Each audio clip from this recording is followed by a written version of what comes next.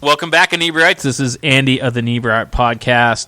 And a few weeks back, I went to a music networking event at Soundcheck Studios in Pembroke, and I met today's guest, Mike Decker. How you doing? See that? I got his name right. Thank you. Gold star. No note. Look at that. I'm so very proud of you, Andy. You have no idea. If you've listened to more than 4 episodes, Mike, you'll realize I don't know anyone's name. Oh, ever. that's okay. So you caught my attention there because you were very most of it was very specifically geared towards musicians, but you're an animator. Yep. So what were you kind of looking to? Were you looking to do music videos for people? Is that kind of yeah, I mean that. Why I was there, and I'm glad I was, is that I don't know if you know Josh Larson, who put that event on. No, I don't. But the name sounds really familiar. I should. Yeah, he's he's working on an app, which I won't say too much about because it's still in the works. And I know right. He's whatever. Yeah, you don't want to give away too much. Yeah, I don't want to give away the secret sauce, but he's been outside of that, he's kind of always done different marketing things within music and networking things. So, and he he's well connected and seems to know the right people. So I had done a short video that would be for Instagram or social media or whatever, that was supposed to go out for the release of his the launch of his app that he had been working on. Yep. And whatever, it didn't go through. But I think that's how, other than whatever, us having known each other since we were young and going to high school together and stuff, that he had thought of me as another person that could potentially be of use to people, artists that were attending that event. Yeah. And so, I'm literally just freelance, having just gone freelance in animation as of 2 weeks now. So that event just came at a right time for me. I was like, oh, cool, this is a good excuse for me to get out there and buy business cards and some stickers and potentially get some clientele, which I may have actually from that event. Nice. And, and so I don't exclusively by any means do music videos. That just happened. But I would like to. I mean, that would fit in the realm of not only my capabilities but my sensibility, because you probably notice a lot of the stuff is sort of surreal or so I think that a music video would be a good medium for it, but yeah, we'll see. It's still early on. Is animation something that you always wanted to get into, even when you were younger, or is it kind of happen that way? Yeah, it just kind of happened. I would always done film stuff. Yeah, and I think that started. So I knew that this question would come up, so I was thinking about tracing it in my mind the whole day, and I'm oh, there's so many you things that should be obvious to you when you get older about where the trajectory of your career and your life is going to go, that you don't see. But so I had done my first foray that was where I needed to know stuff about film was through skateboarding. Yeah. I had hurt myself skateboarding, and I don't know if you guys know, but pretty much if you're a skater, especially a young skater, you need a filmer in the crew. Because they always shoot videos. Yeah, it's all about video. Video is I mean, it was always even that way. Way back, Dogtown era. There was exactly, the photographer was part of the crew. It's always been like that, and so even in certain points in skateboarding where it's contest heavy, or the X Games or now the Olympics, even contests are never going to be the biggest thing, because somebody has a run that they've practiced forever, and it's not that interesting if you actually know what you're watching for. And so there needs to be somebody there that's going to catch that holy shit moment where I did that and didn't really mean to. Exactly. or you meant to, but that will be the single only time in your life that you'll try it, because it's either dangerous or it just it required too much work or whatever the case might be. Anyway, long story short, I was not that of my crew, but I hurt myself when I was in 9th grade. I tore my ACL, and so I went. My next door neighbor was like the filmer of our crew, and I went to his house and just got all of his tapes. Yeah. And just started like I downloaded some like free editing software or whatever, and just started to like go through all the footage and just play with editing and stuff myself, because I was, You're lit up. How old are you when you're in like a freshman in high school? Like 14. So yeah, 14 years old, Yeah. like hyperactive, obsessed with skateboarding, and like bet and like couch ridden or whatever. Right. So, and then, but through that, there was like around that time, there was this website called Skate Perception, and this is pretty like, and I also was thinking about this for the first time in a while, just on the way down here, and I'm like, this is pretty incredible thing to have existed. Like, it was all just underground, like little crews of like skateboard communities, but that knew exactly like what the pros or like the upper echelon of the independent world of that was using for equipment and lenses and stuff like that. Yeah. And it was just a forum dedicated to that. So you would learn, like I learned a shit ton from that.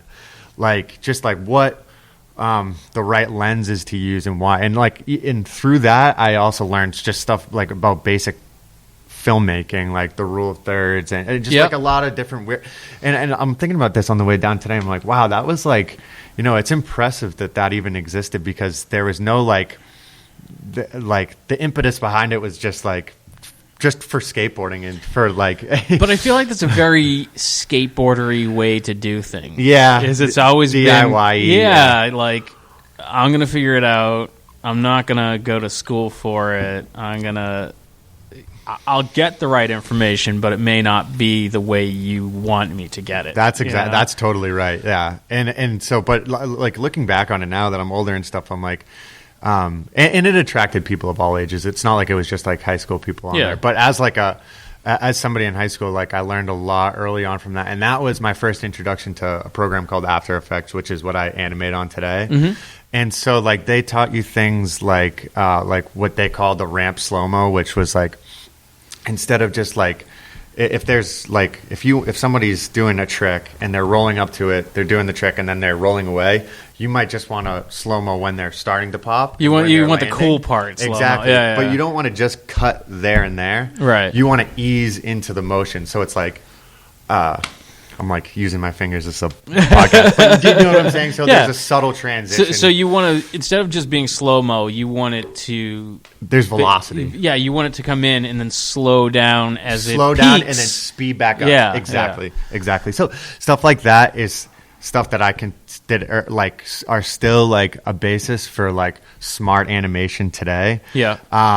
That I use. So it was just stuff like that where. Like the regular editor, or like even back then in high school, there was starting to get like anybody could kind of start to have accessibility to inexpensive editing software and readily available. Yeah, now everybody is an editor to some degree, and everybody's a filmer and but then even then. Like there was, anybody could start to dabble, and so there was like a way to just kind of that was like a way to know if you're doing it the right way, or like actually have like a self like achievement, like some value. Mm-hmm. Because if anybody can just download this software and just cut things together, then what am I really doing different than anybody else? Yeah, but it's the same thing where everybody has a cell phone with a camera at all times.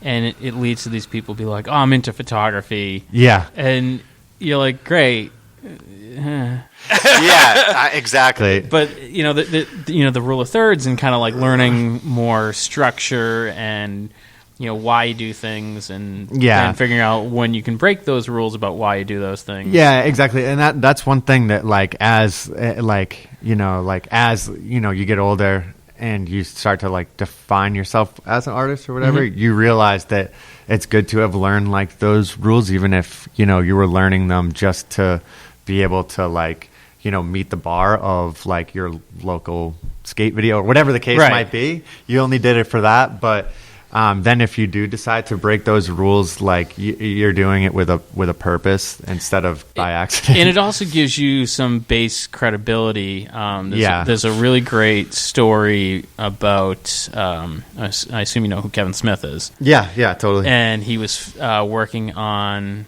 Cop Out with Bruce Willis. And he kept using his hands to show like the framing of the shot to explain what lens he wanted to use, and Bruce got all pissed because he's like, "You don't know what lenses you're talking about." That's why they started to fight on that movie, or is that just that's one of the reasons? But it's like it just gives you knowing the basic rules. You're able to have a conversation, so you don't sound like an idiot, even though you may not be one. Yeah, definitely. And like the rare chance that you do something brilliant, like in the face of ignorance, like is not very high. Like there's way higher chance of you like breaking it on purpose and coming out on top than it happening like by accident. So, but yeah, still I guess getting back to the main thing of animation, I actually. Somewhere along the line, when that like really became like a focus, like okay, like you know, like people are starting to go to college for different things, or like you're starting to like find like that whatever you're doing as a hobby, like at 16 or 17 years old, like people are going to pressure you to take it more seriously, so that you can like if that happens to be your passion, that you could. Were your parents supportive, or were they more like, no, you need to do something real? No, they were supportive, and that's kind of where I'm going with this. Is that they pushed me to go to take like a summer class at Emerson when I was like a junior. They were really supportive. They bought me like an expensive camera. Actually, they couldn't like. We didn't have like enough money to get the camera that I wanted, so we had to like take out a loan for like just a. Oh wow! You know, it was probably like only a couple $1,000s, but that was like the premier camera of even small town skateboarding scenes. So I was like, have to have it, and I learned like just basic things about like aperture and shutter speed and white balance and focus and all that on that camera. So, but yeah, they're very supportive, and they pushed me at like probably around the same time I got that camera. I think maybe as a validation of what I was doing. It's like, well, you should also go to this course at Emerson, right? And at that course, it was like a lot of like this. There was the editing stuff. There was a lot of kids like playing with like Final Cut and like these tools for the first time, and I had already like stolen them off the internet and was playing around with them. And you purchased them legally. Yeah, I purchased them. Yeah, let me correct myself. I had purchased them legally. But the one thing that sticks out to me still after all that time was Flash. Adobe Flash was like the premier, and in some ways it's been, I don't know, I'm sure some people still use Flash, and I think like a lot of it was huge for a while, wasn't it? Yeah, I really don't know where After Effects and certain other things like started to take over the market. Yeah, I mean, especially since it's owned by the same product. But I think like a lot of like TV shows even to this day still use Flash, and that's because it's like it's more like grounded in traditional animation, where like everything that you do is in a cell versus like whatever. We don't have to even me talking like that technical stuff. I'll get it all jumbled up in my brain, but. I learned a little bit about Flash in that class, and I was like, oh, this is like really cool. Now I could like add like a little bit of like flair on top of my skate videos or whatever the case might be. But I also started to like kind of like weird underground internet like animations. Such as like what were the ones that caught your attention? The one I liked and still like a lot to this day is this dude. His website's called Fat Pie, and I'm drawing a blank on his name. Of course, because I'm in front of a microphone. Oh, of course, yeah. But have you ever seen like Salad Fingers? Was his big Salad Fingers? That was like a big like his big like. I don't know. That's his opus, I guess. Yeah. In a lot of ways, if you Googled it, you'd probably recognize it. But they're just like these really just like, they're like intricate to a degree, but you can tell that it was done without like a whole production team, and true, it was done by this one guy, and it probably took him like a month to do each one. So they're short, and they're just like there's like this ambience and like creepiness to it. He uses like good music, but they're still like kind of funny. Yeah. And it was and whatever about what he was doing like really appealed to me. I was like, this. My intro to it, I remember. Is to creepy internet animations, just to like weird, like what the fuck was that? Yeah, it was amazing. Now I'm trying to remember. It was like a gecko, and I think Liam Lynch did and like it was very like free form, like it could not have been scripted.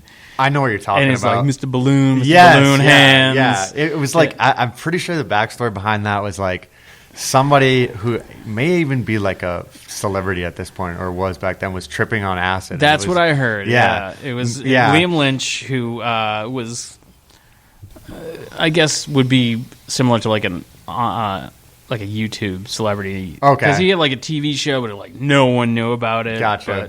Was he the guy talking in the I think he's the guy who was talking. That must be the celebrity. I can't. It's got like a weird like title to the video, and it's just like what is the title? Bizarre seahorses, right? Seahorses? Isn't something? It like fucking seahorses? Or that was like holes or something. Yeah, because like seahorses, sea hell, and like fire. Yeah. It's so bizarre. Yeah, but it's that kind of exactly halfway between that's genius and what did I just watch? Yeah, totally. Yeah. And I think that is like what continued to draw me to animation too, is that like you could take stuff like that and make it and turn it into like a viable like product for human consumption. Yeah, just like your friend's audio of him like tripping on acid might be like hilarious to you and your buddies, but if you like throw together an animation, then you can get like people to watch it, and it's good. It's good practice. Like there's right. There, like I would always have like ideas for like stuff that I would want to like maybe try to do as like a pilot for like a web series or this and that, and then it's like think about how much work it would take to like even to get something like this set up. Like you have to have like both of us here, yourself, and there's something about we got nothing else to do. Give yourself some credit. It's this or watch TV, man. But with animation, you could be watching TV and just like banging stuff. I mean, it's time consuming, but like all of your, it's. I like that you're like independent from anybody else's like time or equipment. Really, I mean, there's some equipment you definitely need, and you need to put in the hours to learn it, but then you're pretty much free with your own weird thoughts. And the one thing about animation that is unlike anything else is you are not constrained by any rule. Me personally, like I've always been a fan of Terry Gilliam that did all the animations for Monty Python. Yes. Like, even if you hear him talk now, he goes, I don't know how the hell I came up with that. He's like, that was a totally different person. I don't understand how those things came about. Oh, man. I'm still fascinated by, like, what he did with those, because, like, I actually watched, like, on YouTube, like, a video of him. It wasn't a tutorial necessarily. It was, like, more like behind the scenes. Yeah. And he seems to just be cutting, like, just random, like, clippings out of, like, newspapers and magazines and stuff. But all of the artwork he uses seems to be of like the same. It seems to be like this Renaissance artwork, right? Or something and like I that. could never like even put your finger. Like on even what, now, like I still am like I don't know. Did he draw all that? Did he like? Isn't that trace weird? it from something? Like it's so weird and it's so distinct because there's a consistency. Yeah, it's weird, and I think that's just a result of his form. I could be wrong about that, or maybe he has like some. Maybe he has like the characters are all from something, or like something that's more memorable is from like the same source. Whereas like if he uses like a boot comes out of the sky, he could potentially take that from anywhere. Right. I don't know. I'm really interested to know more about like what he was doing. But they're so funny. Like I've just recently got like back into Monty Python, and like watching all of his shorts are just they're amazing. I think that they're hilarious, and they're such a It's a great way to bridge. He does a phenomenal because it's like it'll end the skit that really doesn't have an ending. Yes, and then we'll branch it into another one, and it's absolute genius. Yeah, it really is. And genius like that is one of those things where I look at it and I go, I don't even know where to begin. Like, I don't know how he started. I don't know. Did he have the middle idea and figure out how to bridge the two? Like, I just don't understand it. I think about that too, like, especially them all working as a team, like, because his ideas are not like something that you could, like, imagine people sitting, like, around at, like a script meeting or something and being like, and then this is what's going to, it would make no sense. And it would probably wouldn't get a laugh out of the room. Right. And I feel like it would be like one of those things to be like, and this is where Terry takes over. Exactly. And then you pick up. So seeing as, I guess he was like the director on stuff, they must have just had full trust in his judgment. Yeah. Anyway, because I don't see how he could have, like, it just wouldn't make sense to hear it. You have to see it. Yeah. And see the skits that are around it too. It's the kind of thing that he'd explain it and you go, huh? Yeah. Okay. Yeah, exactly. Yeah. Exactly. It's just genius. And were you into animation as a kid? Like, I grew up in the heyday of animation, Yeah. Looney Tunes, and was there a specific cartoon that caught your attention that you now, like, looking back, you're like, I didn't realize how influential that was? Yeah, definitely. Like, when me and you were talking the other day, Ren and Stimpy for sure is like it's so, like, I don't think people who, like, younger people will never understand how influential it was because it's so ingrained in everything now. It is. It was so groundbreaking. It was, and it also took a lot from, like, those, like, cartoons that you would have grown up with, and, like, a lot from, like, Hanna-Barbera and stuff like that. Yeah. And, like, John Kay was, like, huge Hanna-Barbera fan. Yeah, definitely. And they're like, I just it's weird because I was so influenced by it, but like it was so ingrained in, like, the culture of, like, being, like, a 90s kid that you kind of, I think that, like, looking back on it, I definitely see it. And even, like, at the time where Ren and Stimpy got taken off the air, I remember when it came back on, I forget how old I was, maybe, like, in 5th grade or something like that, starting to, like, maybe grow out of, like, the cartoons that I'd been watching all the time. But when that was back on, like, it was like, oh my God, like, seeing it, like, for the first time, I was like, I can't believe this is back on TV. This is crazy. Like, it's so, like, offensive. And but they were all like laden with, like, sexual innuendos and like a plenty of jokes for adults. And I think at first, like, we were so inundated with them that, like, and if you're a little kid, you're, like, watching Nickelodeon just nonstop. I think the reruns got, like, annoying, but like, in hindsight, I can watch any of those shows today and, like, get a lot more from them and be able to, like Rocko's Modern Life is a close second. I think that shows, like, whereas, like, that is the best written adult cartoon that somehow slid under the radar. Yeah, like, it is. The one where they're like, oh, these people came over and they're munching our rugs, and it's just like it is not a kids program, and like, how did this get through? Yeah, exactly. And I think I do know, like, at a certain point, at, like, a certain age, when all that, like, certain things are starting to click, and you can find, like, the analysis of everything on YouTube. I think I stumbled into something of, like, that at like a certain point Nickelodeon was, like, a relatively new channel, and I think they started off with only live action stuff. Yep. And they were so desperate for cartoons that they were, like, greenlighting these emerging cartoonists. Oh, so it's almost like, just give us a cartoon. Yeah, they had carte blanche to, like, do whatever the hell they wanted to do. And, like, and you can definitely see that. And, like, in a ton of those episodes, especially Ren and Stimpy, there's so much commentary that's about, like, a negative reaction about the producers and all the bad feedback that they were getting from the network. Yeah. Like, there's, like, all this, there's, like, this call to, like, creative freedom.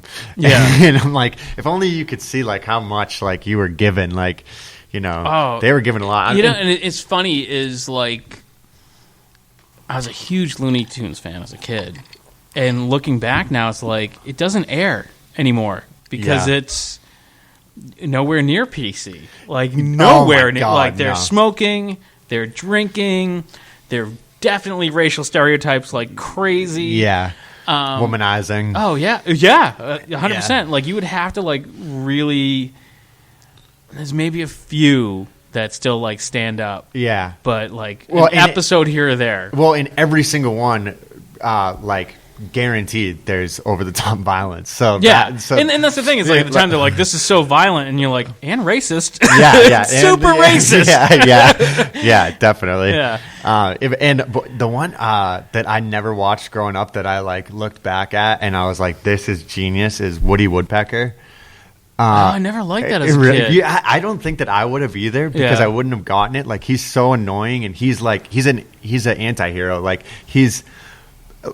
like an episode would be like him like at a baseball game like being obnoxious to everybody around him, and then somebody gets like fed up with him and tries to like beat him up, and then Woody Woodpecker comes out on top. So you never even feel unless you're a psycho that like this dude deserves it. But I love the anarchy of it. I'm like, this little prick he gets away with everything. He's like the face of anarchy. That's kind of I suppose. I never really thought annoying about laugh that. like it's so good.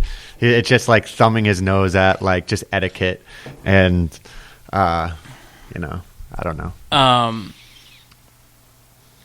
This is kind of along the same line, and somewhat about animation. Are you a fan of Pee-wee's Playhouse? Yeah, I am, but I'd have to go back and watch more episodes. I think that I was born in 1990, and that probably was still going on in the early 90s, but I might have been... Yeah, it would have been right at the end. It was probably like right as it was ending. I mean, I'm a good most of a decade older than you are, and it was right about my wheelhouse. So it would have been... You would have been very too young to be watching that. It just reminded me, because I was... you're on Netflix, and you're poking around. And is it on Netflix now? No, but this was a while ago. I was poking around, and there was a documentary about this guy, Wayne White, and I'm like, that's interesting. Saw that. The Flaming Lips dude? No. Oh, wait, what am I thinking of? Sorry, continue. That's okay. So I'm like, what is this? And it opens up, and he comes out, and he's standing in front of like a red curtain, he's playing a banjo. I'm like, oh, he's a stand-up comedian. And then he starts talking, and you're like, no, he's not. He is this artist, and currently what he's known for is he goes to like thrift stores and buys oil paintings and paints words. Typography. Yeah, I saw that, dude. Yeah, but he got started as like the art director on Pee-wee's Playhouse. Yeah, man, I saw that documentary. I'm like, this guy's amazing. And then he did Beekman's World, and I'm like, this guy. I've loved his work forever and didn't know he existed. Dude, hell yeah. So I saw that a while ago. I didn't... It was on Netflix. I'm surprised it's still on Netflix. It's not. I saw it a while ago. But it just made me that kind of... Because he was like... Dude, that... When Pee-wee's Playhouse started, we were like in this loft in New York, and no one knew what the hell we were doing, and we were just doing our own thing. And that documentary inspired me, definitely. Because I was like... I remember when I had watched that, I was like... This was before me getting full into animation, and I was like out of college with a degree in communications and like film studies and IT, which would have been like a little bit of graphic design stuff as it turns out, but and thinking like no insight of like what are like practical ways to use like a pseudo art degree. And I remember seeing that and like being like, well, these are all like people like all the people that came together to work on that project were brilliant artists in their own right, but they were doing like everybody had like a different practical arts focus to like, you know what I mean? Like there was, it wasn't like just a star is born out of college and goes to this work on the show. They were all people with these unique niches and to me the thing that I found most encouraging about it, and I feel like it's kind of the whole Inebri-art oeuvre, is hey, we need a puppet. You know how to make puppets, right? And he's like, yeah. And he's like, I don't know. And then like you pick it up and you do your best and you figure it out and you look stuff up. Kind of like we were just rolling it back to that whole skateboarder mentality. Yeah. I don't have to go to school. I'll figure it out. Exactly. Podcast. We'll make Fish will figure out how to edit it, I'm sure. And and like we're doing a video project now, and it's like, yeah, we'll figure it out. There's got to be a YouTube video. And it totally. I mean, YouTube really is the like to this day is like a massive crutch for me. Yeah. Because like now, it's like to the point of like Google where you can start to just type in your like half. Like baked. How do I? Yeah, and it just goes solve this problem. And you're like, yes, thank you, Google. Yeah. On one end, it's like scary as hell because I'm like, well, for the people that are like learning stuff before the advent of, well, I just said, that I learned a ton of shit from YouTube and Google, but if you put in like, I don't know. Imagine all these people that have like just like even just like audio engineering, and you're literally having to look stuff up out of a textbook to figure out like what chord goes somewhere or whatever. And then now some asshole like now just Google what does gain mean? Yeah, exactly. Yeah, so it's like it's an awesome time. I mean, it obviously is going to help to have like some like strong foundation before you do anything, or like even just knowing how to look stuff up, I guess. So this happened to me today. This guy came into the marketing department, and he's like, "Oh, do you know what I think there should be? I think there should be like this space set up so that you can bring your kid there, and there's a black and white TV, and there's a card catalog, so a rotary phone, so they know what it was like when we were growing up." And I was like, why the fuck would you do that to anybody? Like, it sucks. Like, it was not. It's better now. Like, there's really no. I cannot think of a reason to like not. I mean, that's why every school has like iPads and stuff for the kids. You're not going to take away the technology. It's not going to make them smarter. Yeah, and to do it the hard way. I feel like there is this mentality of it's different from when I grew up, so therefore it's not as good, or like the one that I see all the time is, millennials don't know how to drive a stick shift, and I'm like, and they don't know how to drive a horse and buggy either, or any other obsolete thing. Yeah, if you're not a race shift obsolete, yes, really, yeah, because I don't know how to drive a stick shift. I'm 45. I have no idea. Really? Yeah. Vaguely, there's a clutch involved and shifting, but like, if you're not a race car driver, who gives a shit? Like, it doesn't make your life better in any capacity. Definitely doesn't. No, I mean, my sister just bought a Mini Coupe. Yeah, and I have one. Do you? Yeah. Cool. That's sick. Yeah. Well, so I was like this. So we took it for a spin. Yeah. And hers was like a 2012. So it kind of like it's got like hers is nicer. I got it. Hey, but like I have the option where I can shift, but why? So exactly. So I was like, this thing looks like, and I was like, this thing would probably be just. I mean, I'm not a car guy. I don't like. Yeah. I'm not really the type of person to be like, oh, let's take a spin in this car and go like 90, whatever. But this car seems like the car to do that in. Like, right. So I was like, they're a lot of fun to drive when it runs right, but that's a different story. And like I said, like if you're racing, I understand that is like shifting is a strategy, and like that's important to that. But when you're just bombing around town or you're on the highway, you're not Mario Andretti. Yeah. Like give it up. It's there's nothing. Just well, that was her rebuttal to me, was that she lives literally like in the Fenway area. So she was like, this would be a complete inconvenience to me if it wasn't automatic. Right. Sit on like Sturo Drive. Have you ever seen someone with an automatic in stop and go traffic? They want to kill themselves. I must have without being aware. It's the absolute worst thing to watch because they're there and then they're shifting, and if you're in the car behind them, they go slightly forward, slightly backward, slightly forward because they have to keep doing something or the car will stall. Yeah, and they're inside being like, I hate my life. Dude, I hate my I mean, I would be in pain. Like I was saying, when I tore my ACL, I still have like knee pain, especially when I'm driving. If I had to continue to just like, stimulate the car while I'm in traffic. Yeah, and I'm at the stage where my last car had brake assist. Okay. So you could turn on, you would hit the brake, and as soon as the car was stopped, it would just stay stopped. Yeah. Just to the point where it's like, where are your feet? I don't know.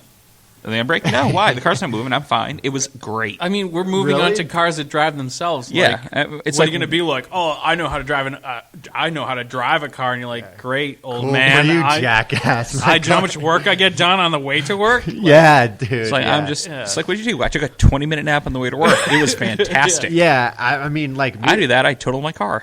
again. and I do like the former. I take a nap on the train when I go into work, or I read, and it's actually like a lot of people hate their commute, and I'm one to talk because I don't always go into the office because you don't have to. So why would you? Because I don't have to. Right. But I like, because sometimes I like to just read my book on the train, be out in society, and not whatever. But I don't know where I was going with that, but I think we just completely went off the rails. Yeah, being like, yeah. fuck you, Sorry. old man. yeah. Which is weird because the dude who was like, oh, they don't understand, is the same age. And I'm like, fuck you, old man. Yeah. Get your head out of your ass. Join everybody in modern day. Yeah, that's definitely a really stupid place to be stuck. I just don't get it. And Nostalgia's weird. It's very much they were better in my day. It's like, no, it's history has almost always kind of sucked. Yeah. Even if it didn't suck for you, it has sucked hard for somebody. So for God's sake, you see a lot of the, in my day, we went outside and played. I'm like, in my day, I had to pester my mother to drive me to my friend's house where my son can hang out and play video games all day with his best friends and never leave his room. Yeah. And his best and friend. You know what we did when I pestered her? We'd video go games. play video games. Yeah. It's the same thing. His best friend could, live down the street, or fuck it, his best friend could be in Canada. Right. That's you get to meet so many more people. Now, Yeah. and it's just. Yeah, I feel like it's not even nostalgia necessarily that people are going off of. It's just resentment that they had to Things work are harder. changed, and I don't like new things. Honestly, that is, I think 80% of nostalgia is change is bad and scary, and I don't like it. I want to go back to when I knew what was going on, and that's nostalgia. It's part fear, part resentment, part just wanting to go back to when you're comfy. Yeah, I know, and it's weird because your nostalgia is almost always of a inexpressible emotion that that is sure to be different if you were actually to go back in that moment. It's always an idealized version. It's of an how it idealized really was. version. Yeah, let's kind of gloss over the anxiety that you had at the time.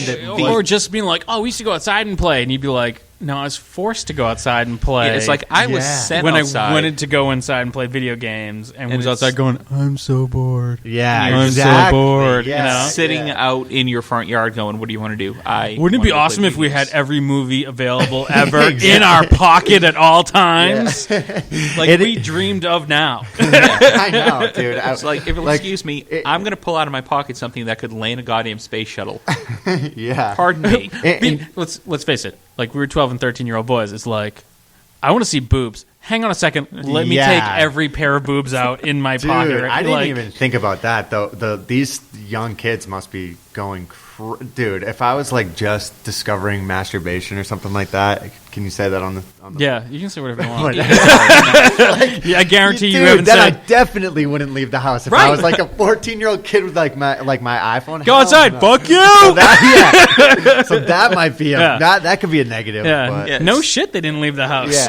It's that and we're out of hand cream again. Yeah, exactly. It's that awkward stage where I think slightly older than me was that last generation to find woods porn. Oh, we had woods porn. Oh, yeah. Swear to God.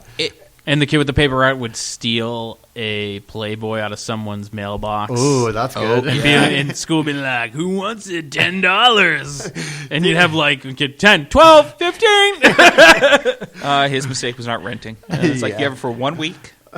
Yeah. He wasn't that, entrepreneurial. Savvy. Yeah. His loss. Yeah, he could have made some dough. Yeah. It was Could've given the up the paper Valentine's episode, though. Issue.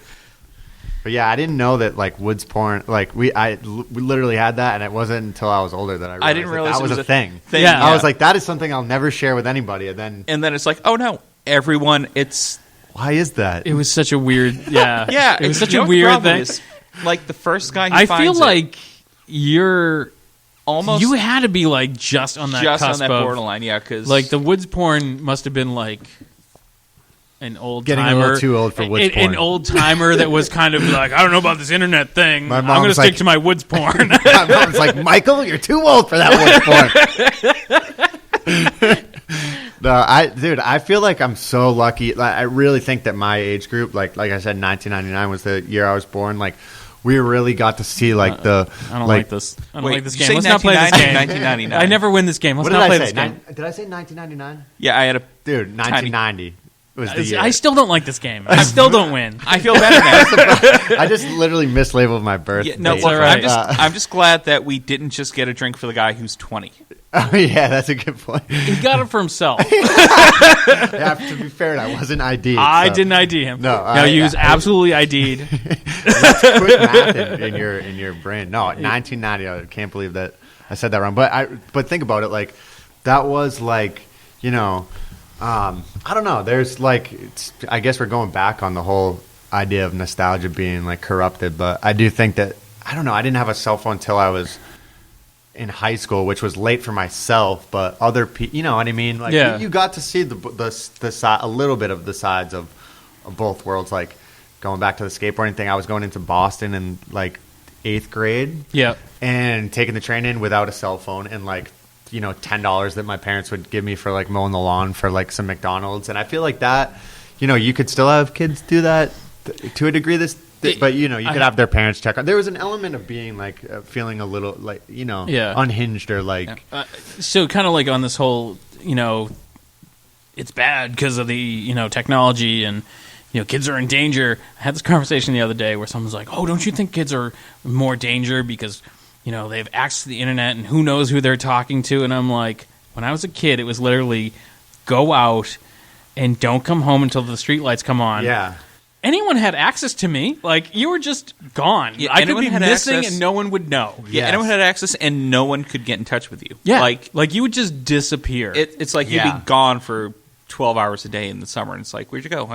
Yeah. I loved that. I lived in a nice neighborhood. It had some real advantages because you'd be like, I'm at Steve's house. Steve's like, I'm at Andy's house. Yeah. So that was some very cool shit that you could get away with. But in the guys same would all be in the aspect, wood you could be looking like, at porn. I'm at Steve's house. Steve'd be like, I'm at Andy's house. And then you get abducted and no one knows for 15 hours. That's definitely for sure why people got abducted. Yeah. Like, And then most of your dead body is found like... There was no Amber Alert. Like, there was none of that shit. Like, your phone didn't go off because it was my son's missing. Yeah, but it hasn't been 24 hours yet, so technically he's not missing. Yeah. Well, that's why people would get like abducted in plain sight because that's the only way like their parents would know. Like at the grocery store, I knew for sure my kid was here. No, he's not. He was right there. I saw that person pick him up and run out the door. Otherwise, where was he? Oh, he went out. Yeah, so exactly. it's like people are like, oh, it's so much more dangerous. I'm like, no, people know where you are. It's really easy to find out where you are now. Yeah. It's like half the time your phone's GPS'd by your parents, so it's like, where's my 13-year-old?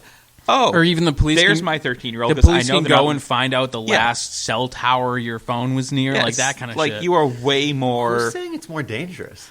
I was having a conversation with a friend of mine, and she's like, "Oh yeah, it's way more dangerous because like anybody can be talking to your kid online." I'm like, "Yeah, dude, I get it." But fear of like the early 2000s. Yeah. I don't feel like that's. But it's just it was that weird thing where you went from never meet anyone you only know online to order this random person online to get in their car and go hopefully where you want to. Yeah. Uber is like the exact opposite of everything I was told as a child.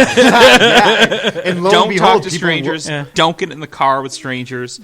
Don't talk to people you don't know online. And I will pay you for that. Yeah. But I'll rate you. Don't abduct me because you're getting 1 star. Yeah, exactly.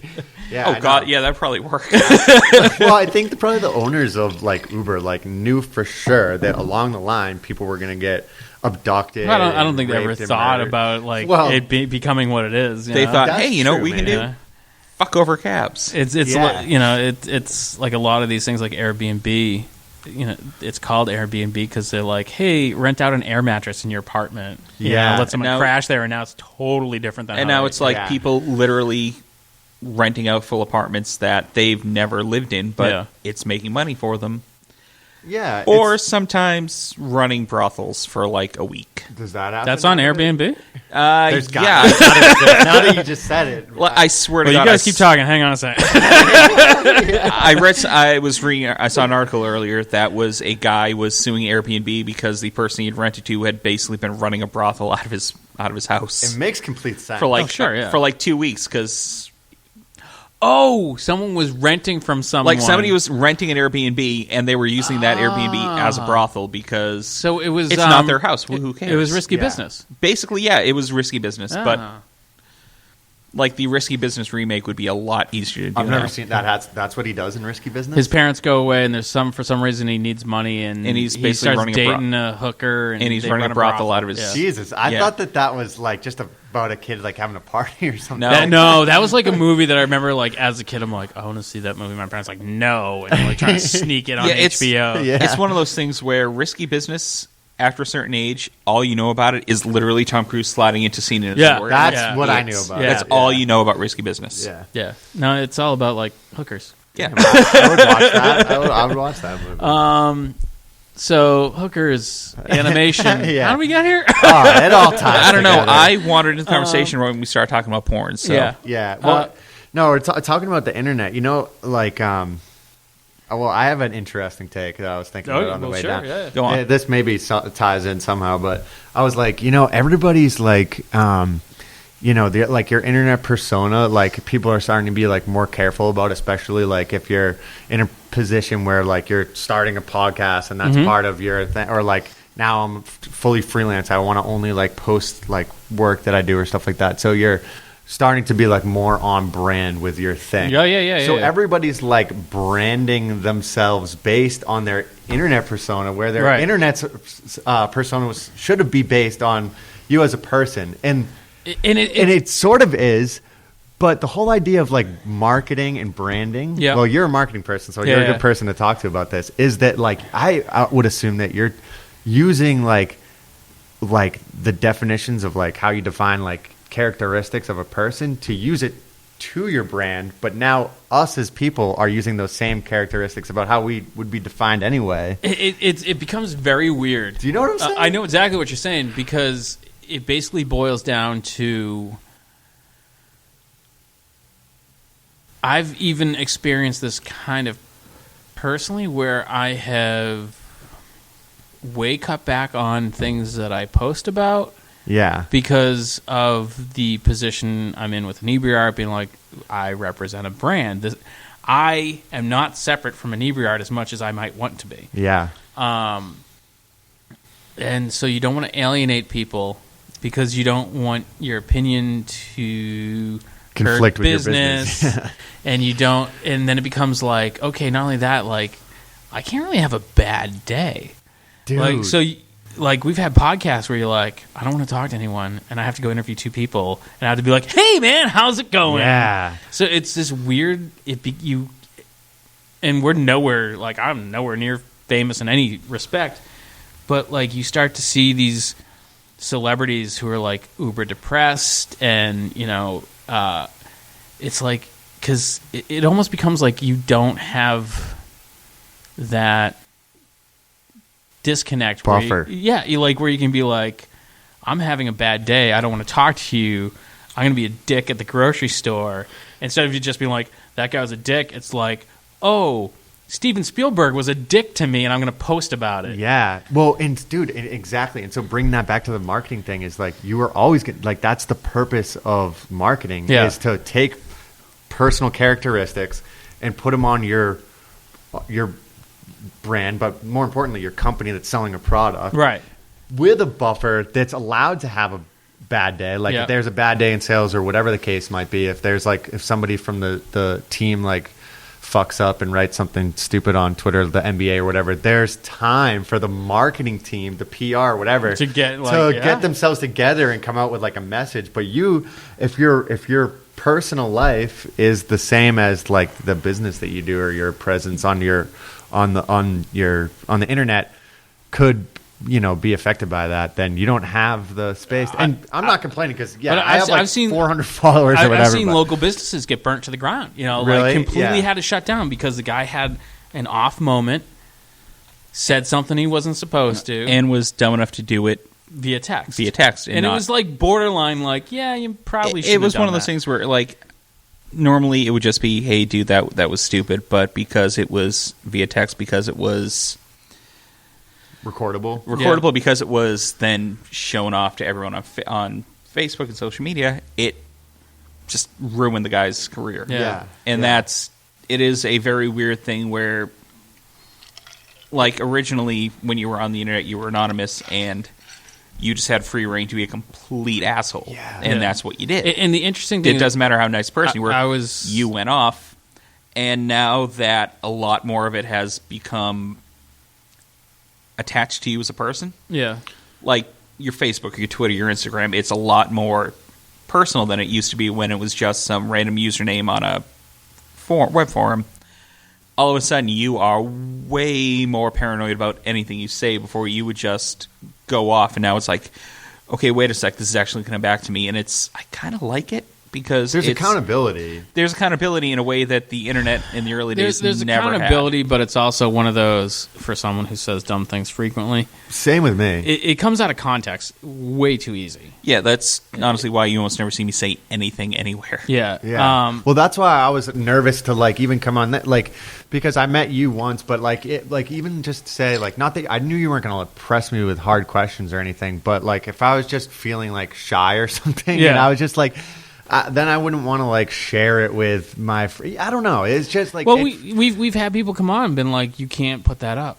Really? Because I said some shit I shouldn't have, and you're like, there's a microphone in front of you. And honestly, it's why we're drinking. Yeah.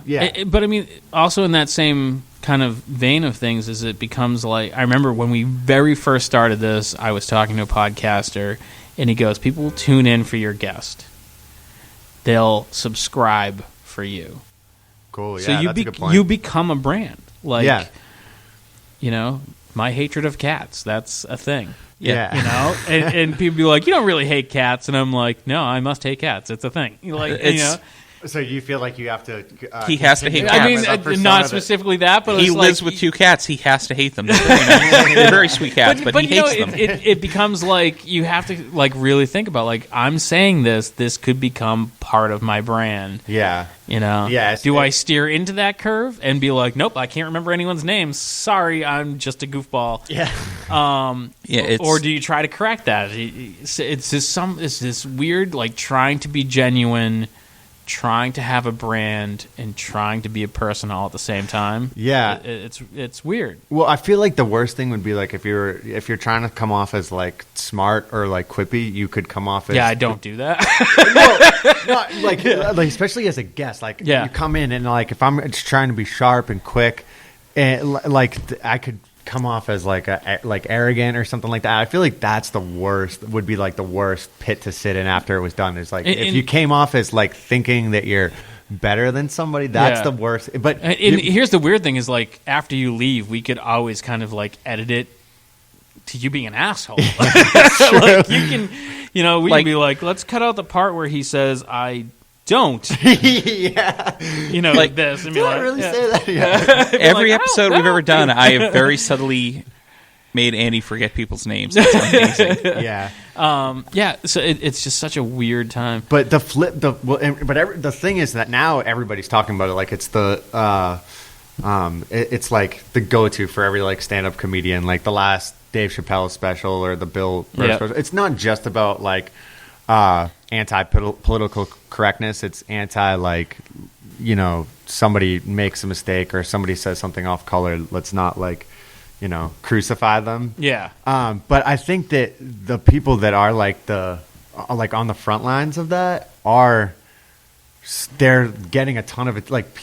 They might get some negative attention, but they get more positive attention because people are oh, finally, me when I had my bad day on Twitter and I said the F word and got fired from my job, but this guy's and that's the thing is I feel like there will be overall correction, and it's one of those you can tell when someone's I tried this joke and it just didn't come out right. I asked a question when we were talking to Brandy Blaze, and I'm like, wow, that seemed really racist the way that I asked that, and I didn't mean it, and I just owned it up. Story? Yeah, this was last week. I was going to listen to that episode. Technically, and I'm that's totally not. That came out wrong. Did you delete it from the episode? No, of course not. Still in there. But I mean, I'm just I was basically rappers have a much bigger vocabulary than I thought, kind of thing, and it was that's not so bad.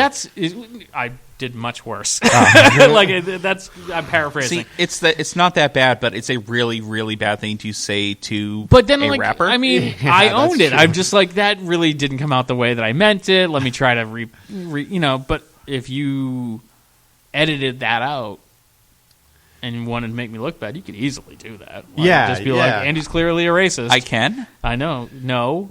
Dude. I mean, the royal... Shut up.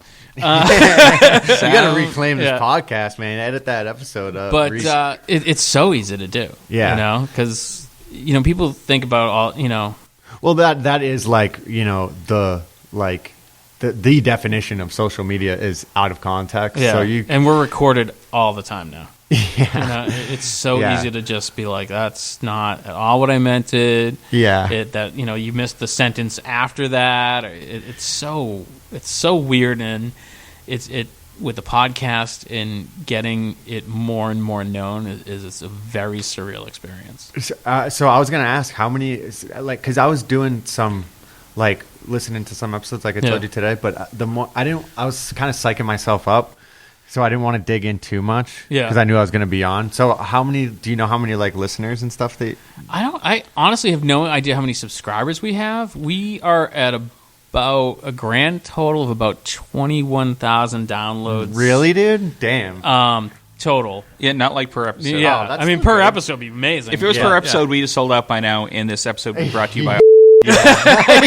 Hey, beep that out. We're not paying... They're not paying us for that. But it's that's pretty good. It's the weird local fame that we have. Yeah. I mean, we're recording at Dirty Water Distillery. We record at Mayflower Brewery, and people just know us. And the amount of freedom we've gotten in places that, frankly, we do not in any way actually deserve is horrifying.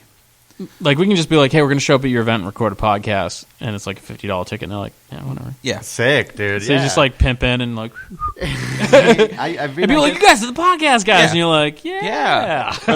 There was one night we were at Mayflower, and it was pretty busy. There was a line for the bathroom. I had to go to the bathroom. I just kind of wandered out an employee-only door. And someone's like, does he work here? And I'm like, no. It's like, does he realize he shouldn't have done that? No. Yeah. Then I walk back in. It's like, you went through the employee. It's like, yeah, I just don't really process that. I shouldn't have done that. I don't work here. Yeah. There's always a level of authority when you're doing something that is benefiting your career, your position. It becomes that I've been through that door 6 times. I don't feel I need to get permission to go through it the 7th time, so you go through it, and then people are like, are you supposed to be there? And I'm like, yeah, well, they don't care. Yeah. and it's that thing where it's like, if I had asked... Yeah, you asked the 7th time, and they're like, yeah, why are you even asking me? Yeah. It's because I don't work here, and I probably shouldn't be wandering off looking for the employee bathroom, but I gotta pee. Yeah. I didn't want you to humble me with allowing it's like, I didn't want to waste either one of our times when I could be just... Honestly, it's more like, I don't want your sarcastic answer when I ask you for permission. That's a better one. That's fair. Yeah. So this is going completely off the rails like most of the good ones. Where can people go online to find out more information? So I have a website. It's www.deckjuice.com, and there's a space between... a hyphen? Like a hyphen or an underscore? A hyphen. Between it. So it's www.deck-juice.com. And then my Instagram's just Deck Juice without the hyphen. I should, maybe change that, but to keep things clear to listeners. They can Google shit and find it. I mean, yeah, well... Dude, when I've got the website... if you can find the porn you're searching for, you can find his website and his Instagram. Yeah. You hear me, 14-year-old? Get outside. Get to the woods. Go back. Find my old porn stash. # wood porn. Yeah, man. You know what's funny? I just thought of this. I'm like, if you Google wood porn now, you're gonna get wood sculptures and wooden furniture, and be like, "Oh, look at the wood porn." Be like, "That's not what that means." Yeah, dude. Yeah. There's porn for everything. Yeah. That's the weirdest thing. Rule 34. Yeah. It's literally if it exists, there is a porn of it. I just listened to this audio tape book. It's called "It Came from Something Awful," and it's about 4chan. How the 4chan group came to be the small segment of it that became right wing crazy horrible racist, skinheads, whatever. But it all started off from dudes that were obsessed with tentacle porn. Do you know what that is? No, I do not. I don't really know. What that is. I don't really know what that is. But my buddy. That is. I'm going to pretend like I don't. That Andy's denial voice. And I am also not, wish like I didn't. I'm going to drink till I don't know what that is. Yeah, dude, you can only imagine. But I think it's no. like, I really don't want to have to. It's You don't have, shut up. You fucking Googled it at one I mean, point. Just I didn't tentacle Google porn. it. Oh, come on. Now don't Google it because Yeah. you'll for sure end up on a government watch list, and Yeah. not because the porn itself is But- like illegal, but because you'll be it's associated with the super- 4chan or with these right wing Nazis. Yeah. who apparently are tentacle porn. Yeah, exactly. That makes a lot of sense. Yeah, no, You he's should yeah. check It's out this. It's bizarre, more bizarre. it's than the you could most ever imagine. terrifying thing where it was a bunch of guys on a web forum who got told they couldn't watch their porn anymore. Yeah. And they said, well, fuck you, we're going to do our own site with porn and blackjack and hookers, and wandered off and... Like, you're racist too? Wait a second. Exactly. Yeah, it was that weird First of all, thing you're where the it's only- like, you like I tentacle really- porn and Listen, black people? We can be best Yeah. friends. I want to and equally don't want to see that conversation. Yeah, exactly. Yeah. At first, you thought you met the one unique person that Yeah. singly liked tentacle porn as much as you did, or liked it at all. And then all of a you sudden found it's out like- that they were a self-loathing racist. It's also like You they're think the Jewish people control the media? yeah. Man, we just have so much See, in common. that's exactly what I'm talking about. Is he can just edit that shit and make me be a horrible human Yeah, being. that would be a fun one to twist into. Well, dude, you know what? Like they had this thing. I went to like an Adobe conference a few years ago, and they had come out with this thing that year that was, and it was funny because Jordan Peele was the one that was announcing it. He had nothing to do with it, but he was just the spokesperson of the night, and it was a thing for like Adobe Audition that was like a voice, whatever, like I don't know, like it was like it would take like a sample of something that you would put into, or you'd take like a voiceover sample of a celebrity or whoever. It could be your buddy, it could be anybody, and then you could put in what you wanted it to say, and it would like it was a regenerator of that, and like literally like so you could make anybody say anything. well, we had to come back to our like people at our work to tell them what we learned about the conference. Put on like this little like sort of like presentation, and we told them that bit, and we were like, and then we found out this really cool thing, and everybody was like a little bit put off by it. Yeah, and that sure enough, it never came out, and I was actually found a situation where it was just like a piece of voiceover that somebody had given me that I was going to have to ask them to re-record, but it was close to a deadline, so I was going to see if I could just use that new software update to just like, do like one word or two, and I couldn't find anything until like finally just like a forum came up on Google that was like, what happened to that new feature, and they were like, I think the government got involved at some point, and just, guys, please don't do this. They're like, we've seen Black Mirror. Please don't do this. Yeah, it's like, okay, I'm assuming you do. Andy, you know what deep fakes is? Deep fakes? No. is that like facial? Deep fakes Oh, are yeah. basically where they will paste over a face onto another video, and if you do it competently, looks like them. Yeah. So that I know of it. I've never yeah. heard it called that specifically. Yeah, that like with an actual like their voice saying whatever you want is goddamn horrifying. Oh yeah. Yeah. It's. Do you guys follow God, what's his name? The dude who's on, Reno 911. Yes. The guy who's like, he's like, he's like does the S&M shit. He's like a prisoner, and he does the S&M shit with the woman who has like the shorter hair. I don't know. God, I don't know well enough to. Yeah. Anyway, he always. God damn it! What the fuck's this guy's Give me a name? minute.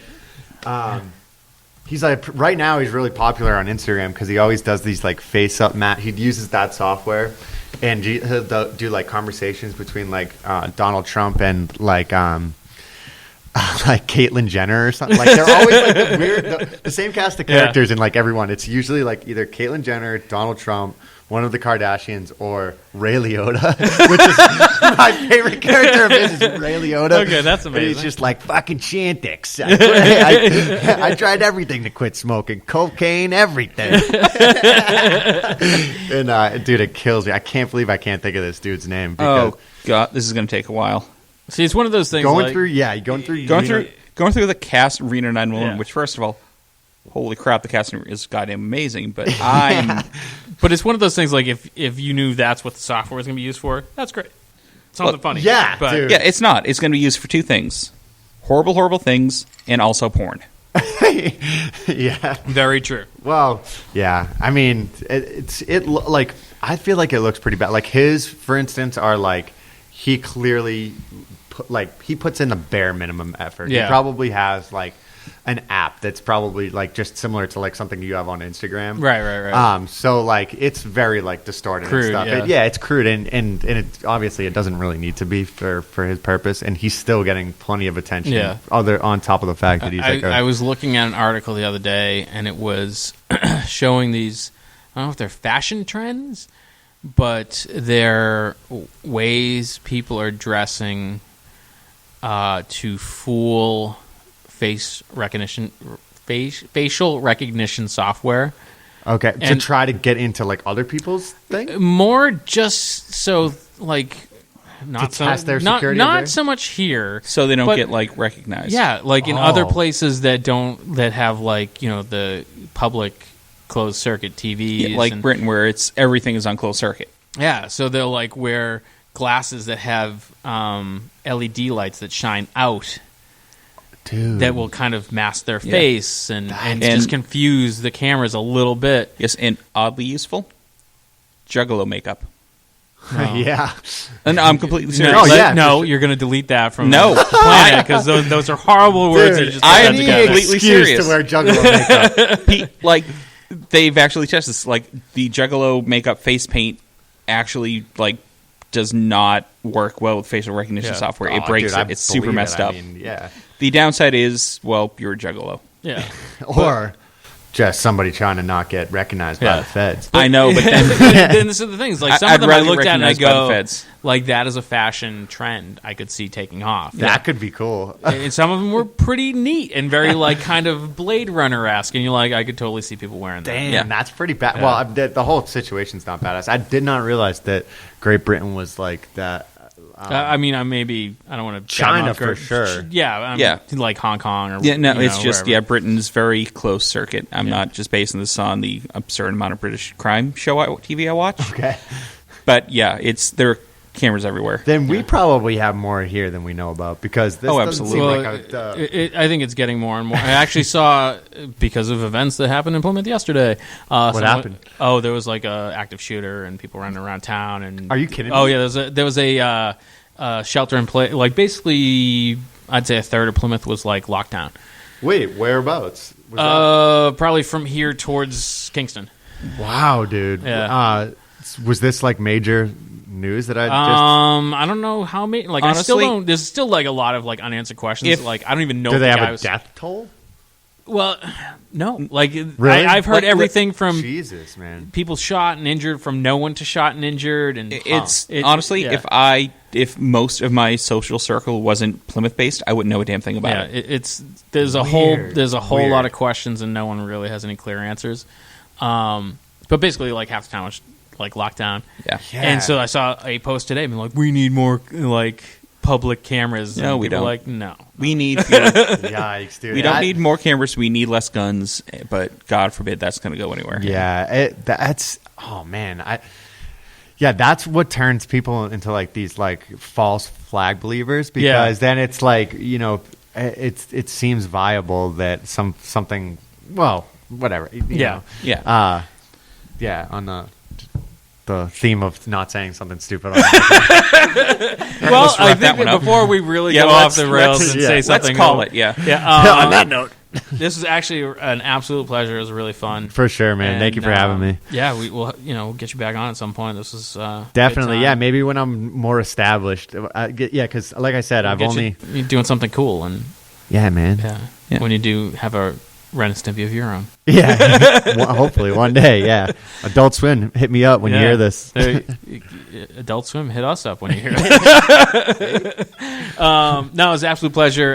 Hopefully our listeners will check out your stuff. I enjoyed it at that event, and I enjoyed talking. And you guys can hit us up next week when we're back every Monday at 3 o'clock. Okay, thanks for checking out the podcast. And don't forget to check out our other podcasts on the Inebri-art Podcast Network. There's the Bar Talk, There's Old Colony Cast. There's, of course, the Inebri-art podcast. And our latest, Retro Redoctopus, a kind of nerd genre podcast that you can check out now, all available on our website at inebri-art.com. And pretty much available everywhere that podcasts are available, on Stitcher, iTunes, Google Play, Apple Podcasts, all those things. And if you don't see it where you're looking, let us know. We'll try to get onto that as well. And you can also email us at inebri-art@yahoo.com with your questions, complaints, and suggestions. And also, if you could take the time to rate and review us on iTunes, that would be phenomenal. That helps us get more exposure and bring more of these great podcasts to your ears. And thanks again for listening.